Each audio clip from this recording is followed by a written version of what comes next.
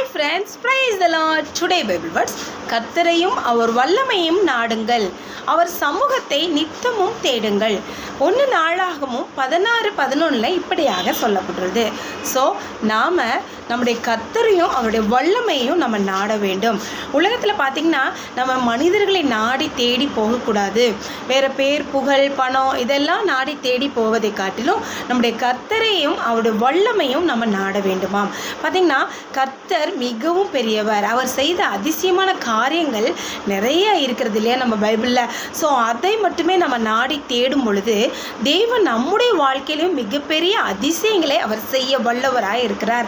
அது மட்டும் இல்லையா, அவருடைய சமூகத்தை நித்தமும் தேடுங்கள் அப்படின்னு சொல்லப்பட்டுள்ளது. ஸோ தேவனுடைய சமூகத்தை நம்ம நித்தமும் தேட வேண்டும். அதாவது நம்ம டெய்லி பைபிள் வாசிக்கணும், டெய்லி ஜெபம் பண்ணணும்.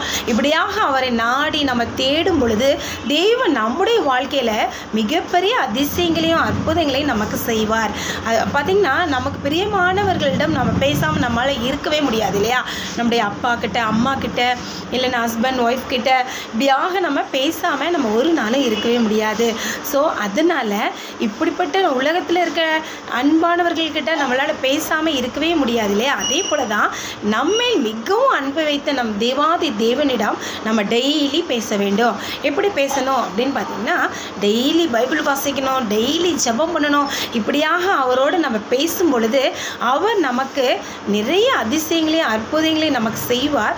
நமக்கு விசேஷ ஞானத்தை தந்து நம்மளை அழகாய் வழி நடத்துவார்.